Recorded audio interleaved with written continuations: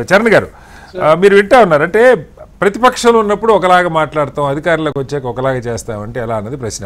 ఇప్పుడు నా ప్రశ్న ఏంటంటే ఫీజు రీయింబర్స్మెంట్ ప్రభుత్వాలు మీరు హామీ ఇవ్వకపోతే ఎన్నికల్లో వేరు, అయ్యా మేము వచ్చాక ఫీజు రీయింబర్స్మెంట్ ఉండదు, మీకు డబ్బులుంటే చేయాలండి లేదంటే ఆ లెక్క వేరు. కానీ మేము ఇస్తాము ఖచ్చితంగా అని చెప్పి గత ప్రభుత్వ హయాంలో ఉన్న పథకాలన్నీ కొనసాగిస్తామని చెప్పి ఇవాళ పిల్లలు సరే ఇంటర్ దాకా ఏదో నానా తంటారు, ఇంటర్ దాకా ఎవరు వాళ్ళని పట్టించుకుంటుందో లేదు, బయట జూనియర్ కాలేజీలకి లక్షలు కట్టి చేరుతూ ఉన్నారు. కట్టించుకునే కాలేజీలు చిన్న కాలేజీ మూతపడిపోయిన అదంతా కార్పొరేట్ చేతులకు వెళ్ళిపోయింది మనకు తెలుసు. కనీసం ఇంజనీరింగ్లో అన్నా ఏదో మీరు ఎంత ఇస్తున్నారు 30,000 40,000 ఇస్తున్నారు నాకు తెలుసు, అంతకంటే ఎక్కువ కూడా ఇవ్వట్లా. ఒకవేళ 10,000 లోపు పిల్లలకి ఏమైనా ఎక్కువ ఇస్తున్నారో నాకు తెలియదు, 10,000 లోపు ర్యాంక్ ఉన్న వాళ్ళకి. బట్ అవి ఏమీ ఇవ్వలేదని బహుశా నాకు తెలిసి మొట్టమొదటిసారి మొత్తం తెలంగాణ రాష్ట్రంలోని అన్ని ప్రైవేట్ కాలేజీలన్నీ కూడా వాళ్ళ నుంచి బంద్కి వెళ్ళినటువంటి పరిస్థితి. హైయర్ ఎడ్యుకేషన్కి సంబంధించి ఇంటర్మీడియట్ పైన ఉన్న అన్ని పాలిటెక్నిక్తో సహా. ఏంటి మరి ఆర్థిక మంత్రి గారు ఇప్పుడే చెప్పారు, ఉప ముఖ్యమంత్రి గారు నిన్న ఆయన అసలు చేతులు ఎత్తేసినట్టుగా వార్తలు వచ్చినాయి. వాళ్ళు మరి చర్చలు జరుగుతున్నాయి అంటున్నారు, కానీ ఏం జరుగుతుంది, వాళ్ళ సమస్యలు పరిష్కరిస్తారా, మొత్తం కాకపోయినా కనీసం విడతల వారీగా వాళ్ళు అడుగుతుంది ముందు 1,200 కోట్లు రిలీజ్ చేయమని అడుగుతూ ఉన్నారు. మరి అదన్నా చేస్తారా, ఎలా అర్థం చేసుకోవాలి సార్? చాలా స్పష్టంగా ప్రభుత్వము సదుద్దేశంతో ముందుకు పోతుంది కాబట్టి నిన్న మధ్యాహ్నం జవహర్లాల్ నెహ్రూ ఫైన్ ఆర్ట్స్ యూనివర్సిటీలో వాళ్ళ సమావేశం ఏర్పాటు చేసుకుని సమావేశం అయిపోయిన తక్షణమే ప్రభుత్వం వాళ్ళతో చర్చలకు పిలిపించిన పరిస్థితి.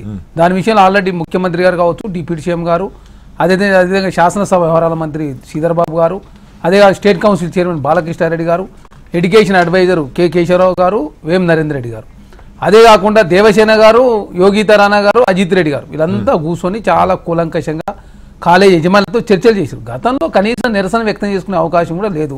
ప్రజాస్వామ్యంలో నిరసన వ్యక్తం చేసుకునే అవకాశం ఉండాలని చెప్పి కాంగ్రెస్ పార్టీ భావిస్తా ఉంది. దానిలో భాగంగా సదుద్దేశంతో ముందు అదే కాదు మీరు చూస్తా ఉంది సార్.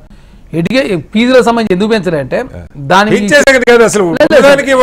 అన్ని సెటరేట్ అవుతుంది సార్. అందుకే స్వయాన ముఖ్యమంత్రి గారే ఎడ్యుకేషన్ శాఖని పర్యవేక్షిస్తూ మా పాలిటెక్నిక్ సంబంధించి చాలా సంవత్సరాల నుంచి ఫీజు పెంచాలి. రాష్ట్ర ప్రభుత్వం రీసెంట్ గా పాలిటెక్నిక్ సంబంధించి ఫీజు పెంచారు.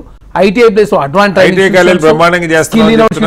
స్పోర్ట్స్ యూనివర్సిటీస్, అదేవిధంగా ఇంటిగ్రేటెడ్ క్యాంపస్లు, అదే కాకుండా తెలంగాణ మీరు చూస్తాం కేసీఆర్ గారు ఏనాడు జేఎన్టీ పోయిన పరిస్థితి లేదు.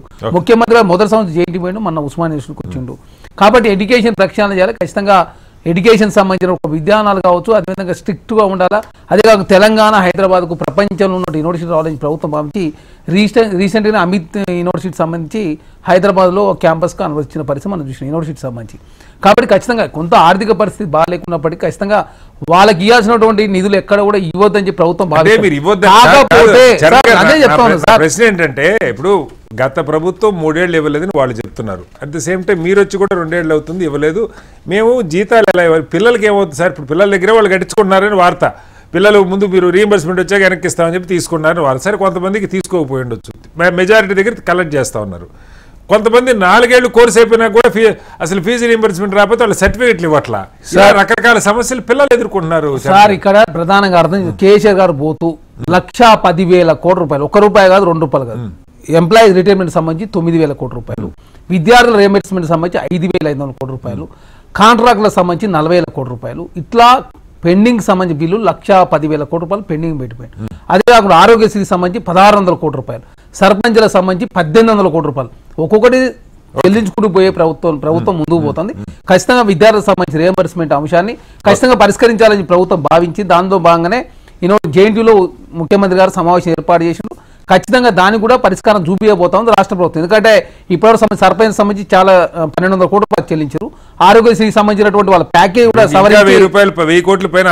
ఉంది సార్. నేను చెప్తా ఉన్నా 1,600 కోట్ల రూపాయలు, ₹1 కాదు 1,600 కోట్ల రూపాయల్లో వాళ్ళు కూడా ఆ సందర్భం హాస్పిటల్ మూసేస్తాం, మేము ఆరోగ్యశ్రీ సేవలు నిలిపేస్తున్నాం చెప్తే వారికి చెల్లిస్తూనే అదే కాకుండా ప్యాకేజ్ సంబంధించిన సవరణలు కూడా చేసిన పరిస్థితి మనం చూస్తాం. కాబట్టి ఒక్కొక్కటి సరిదిద్దుకునే ప్రయత్నంలో ప్రభుత్వం ముందుకు పోతాం. అదే కాక 202 ప్రభుత్వ హాస్పిటల్ కూడా పునరుద్ధరించి కార్పొరేట్ స్టైల్ వైద్యం అందించాలని ప్రభుత్వం భావిస్తా ఉంది. కాబట్టి ఖచ్చితంగా సార్ నిరసన వ్యక్తం చేసుకునే అవకాశం వాళ్ళకు ప్రజాస్వామ్యంలో డెమోక్రటిక్ వాళ్ళకు ఉంది. కాబట్టి కాలేజ్ యజమాని ఎక్కడ కూడా కాంగ్రెస్ పార్టీ కానీ స్టేట్మెంట్ ఏమీ లేదు. మీరు చూడండి ఎవరు కూడా వాళ్ళకి ఇవ్వమనో ఎట్లా చేస్తారని బెదిరించే దూరంలో కాంగ్రెస్ ప్రభుత్వం ముందుకు పోతుంది. ఖచ్చితంగా 2 రోజులు లేట్ అయినప్పుడు ఖచ్చితంగా రియంబర్స్మెంట్ ఇచ్చే ప్రయత్నంలో కాంగ్రెస్ ప్రభుత్వం